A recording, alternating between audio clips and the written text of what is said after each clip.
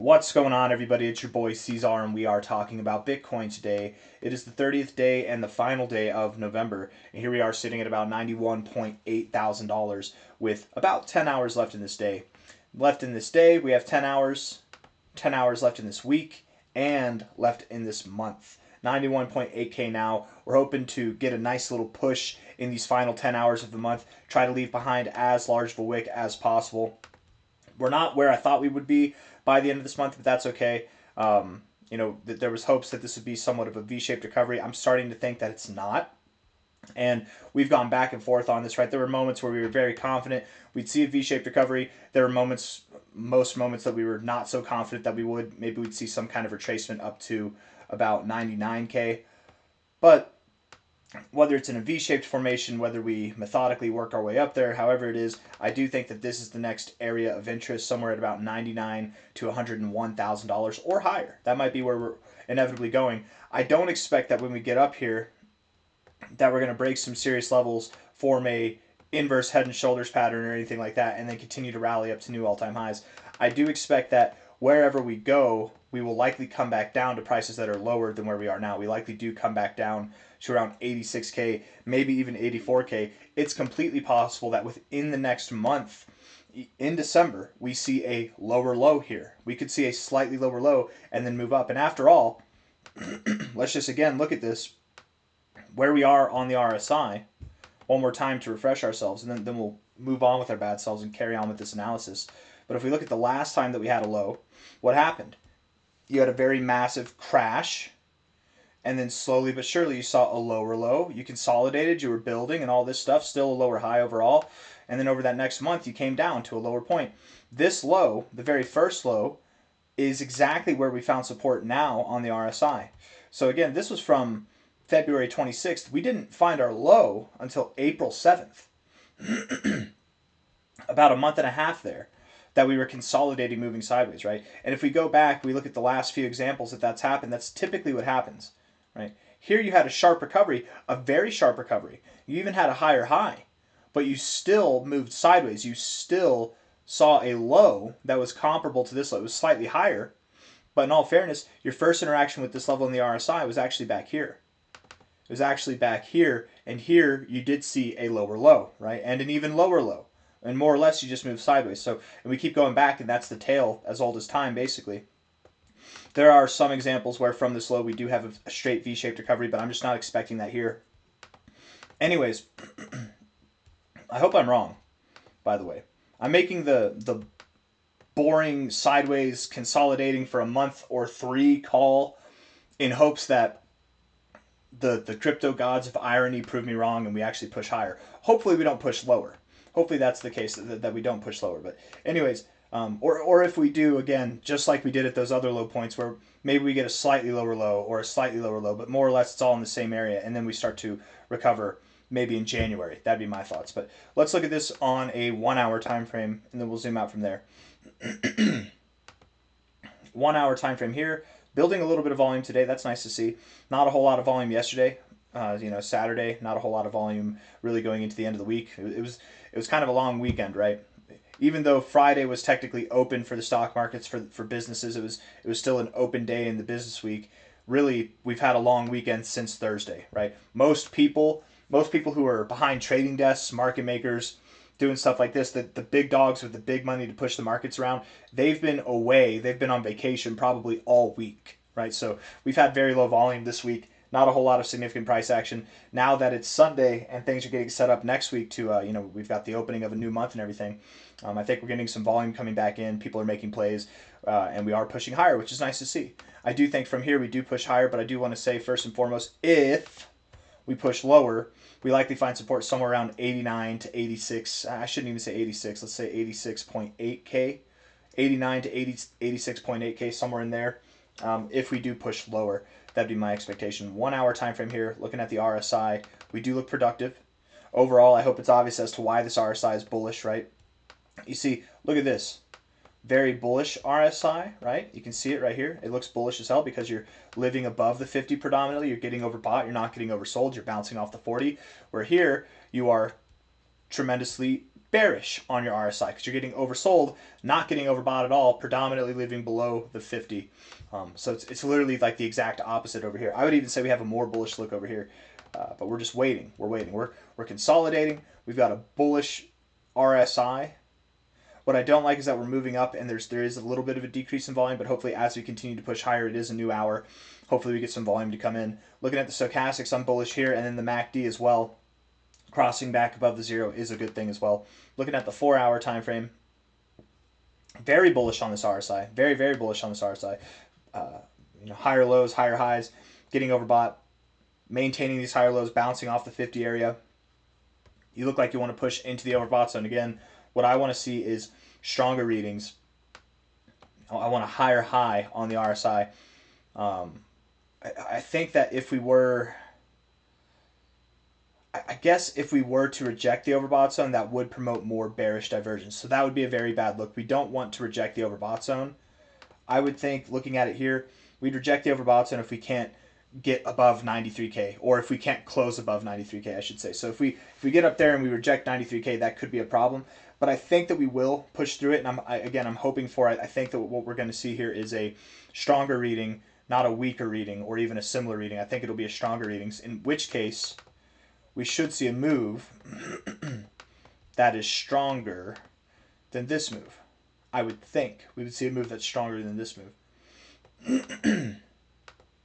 And we should see a push up to about 96K or more.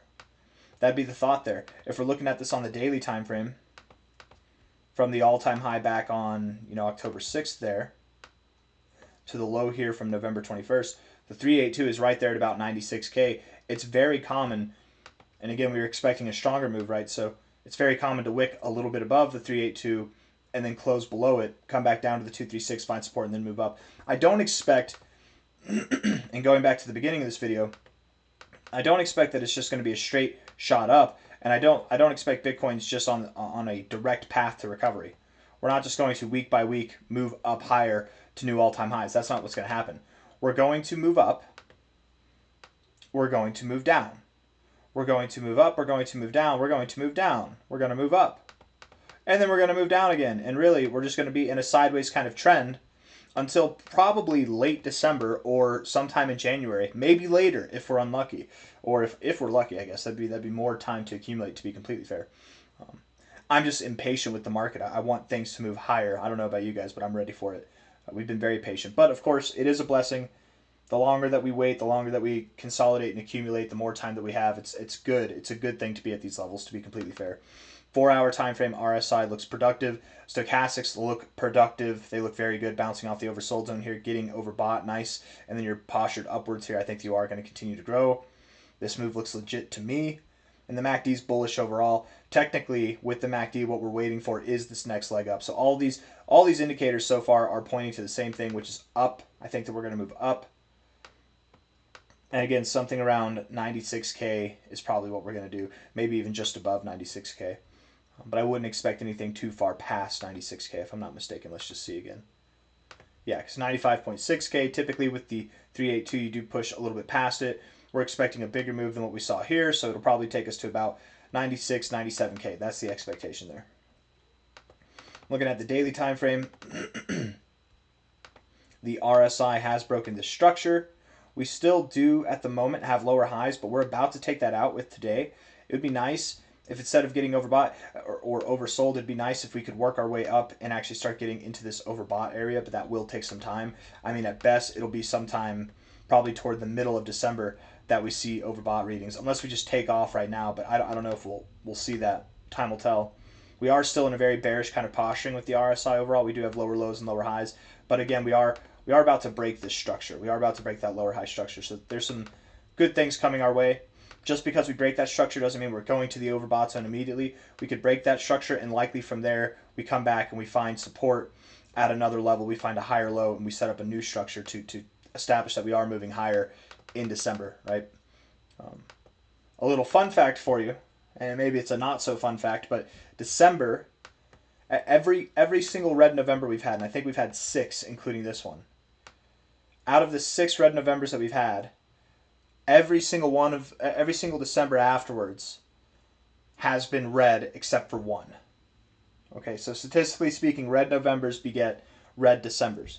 That doesn't mean we have to have a red December. It's a bit of a way of it's like superstitious technical analysis right there. But technically speaking, every red December that we've had, I shouldn't say every red December. Every red November we've had has promoted a red December except for one. Except for one. So it is completely possible that next month closes red. We might open off the month to the upside, come back down and close it to the downside. I really wouldn't be surprised at all if we were somewhere around the current price, even by the end of next month's close. So as high as we go from here, as low as we go from here, we'll probably regulate and come back to normal over the next 30 days, which normal might be right here or somewhere just above or just below, somewhere around here though.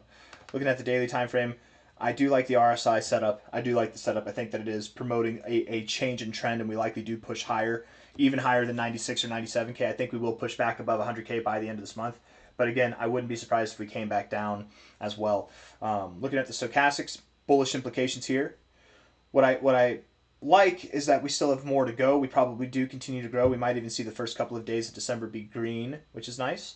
But what I don't like is we're almost to this point of being overbought, and typically that's where we reset, and then we can continue to move lower. Okay, so here when we got overbought, you know, we had a little bit of a move, which is nice, over about a week or two, and then we moved down a lot more, a lot longer. Here, the last time we got overbought, we had a nice little push. We went up to new all-time highs. That was a good push right there. But then, you know, we moved down. We gave all of it back, actually, right then thereafter. Here, same thing. We got overbought. We were actually overbought for a while, and then we gave it all back after. So while it is nice that we are not overbought yet, and we probably do have some continuation, I would say that over the next 3 to 10 days, that's probably the length of time that we have as far as this move up goes, and then it'll be time for the bears to answer. Now, will they answer in a very bearish way, or will they answer in a very teddy bearish way? I don't know. Time will tell. But we likely won't continue to move higher until this oscillator resets, and then we can move higher, right? Typically, you see all these movements up that we had, they came from the oversold zone, right? Not like the 50. It's not like the RSI. We don't bounce at these random levels. It typically ranges between the overbought and the oversold, but we'll see. Time will tell. In other words, all I'm trying to say here is based off the stochastics, I don't think we have much left in this move. So if anybody right now is calling for this move to take us to like 110K or higher, probably not. Probably not. It's not that it can't happen, but probably not. The MACD is bearish. It's overall bearish. Yes, we're building bullish momentum now, but overall bearish. RSI is overall bearish, and even the stochastics are overall bearish right now. So I would say what we're looking for right now is the completion of this move, wherever it might take us, somewhere around like 96, 97K, maybe even push up to about 100K. And then what we're looking for afterwards is a weak bearish answer. We want our oscillators, our indicators to reset themselves, but we don't want to see a lower low. However, if we do see a lower low, again, it's not the end of the world. We've seen that happen before. It just depends on how we form this low. And, you know, I'll hold your hand as we go through this here. But I don't really have anything else that I want to say. I feel like I'm rambling at this point. I'll probably just end the video there. Let's look at the weekly time frame actually real quick. I like where we are on the MACD. This is actually a perfect area to bounce on the MACD. And to be completely fair, if we're looking at this MACD, you were red here, you flipped green here, it was 24 weeks. You were red here, you flipped green here, it was 13 weeks. You were red here, you're still red now, it's 13 weeks. So we are likely at the point where bearish momentum will, hopefully over the weeks to come, over the month of December, will start to decay. It will start to decay. Hopefully that's the case. We can still find lows that are near our low here, just like this. Right? We came back down. We went all the way from $50,000 here, all the way up to $65,000, and we came all the way back down to $53,000 again, right? $3,000 away from that low, right? And that low happened in the period where our MACD was starting to cool off, right? Here we're starting to cool off on this week. The very next week we actually had a lower low, and that was in the period of cooling off. So again, we can see some volatility in this time, but hopefully the MACD starts to chill. Hopefully we start to cool off and we start to build some bullish momentum. This is a good place to bounce, both on the histogram and on the oscillators themselves being around the zero. What I do like, I suppose, is that we do have a lower low here in the MACD while promoting a higher low here in the price. That is hidden bullish divergence. That is a good thing. We have the same look here on the RSI. Though I don't know if I would necessarily call this hidden bullish divergence, because you've got lower lows here, then you got the lower lows there. And here with these lower lows, we do have lower lows in the price. So, but again, I'm rambling at this point. I don't think there's anything really else to talk about. Our weekly stochastics have reset, but we can hang out in this area for a little while, and I expect that we will. Our MACD has reset, but we can hang out in this area for a little while. And the RSI bouncing right off the oversold zone, that's a very nice signal in itself. That's actually a very bullish signal. And the fact that we're closing this week in the next 9 hours and 44 minutes here, we likely don't move back 5% in the next 9 hours and 44 minutes. We'll probably get this bounce off the weekly oversold zone, which could shape December up for a very nice, could shape December up for a green month. And again, that would go against the statistical probable outcomes that we've had, which is that a red November typically gives us a red December. But I think here, genuinely, this RSI and the stochastics together being oversold right here, I wouldn't be surprised if December did close green. I'm just not thinking that it's going to be this immense green month that takes us to new all-time highs. Arthur Hayes is calling for 150K by the end of the year.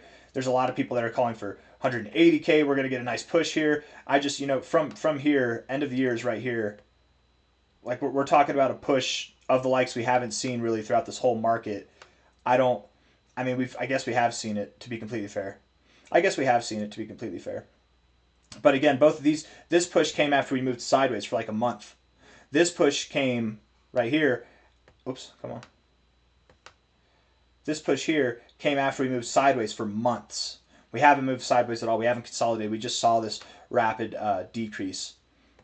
I don't know. It's not that it's impossible. I just don't think that it's going to happen. I don't think that we see 150 to 180 by the end of the year. I think those will be reserved. New all-time highs will be reserved for January or February of 2026. That's my thoughts. But anyways, I got nothing else. Hit the like button, subscribe. Thank you all for being here. I'll see you on the next one. Take care. Bye-bye.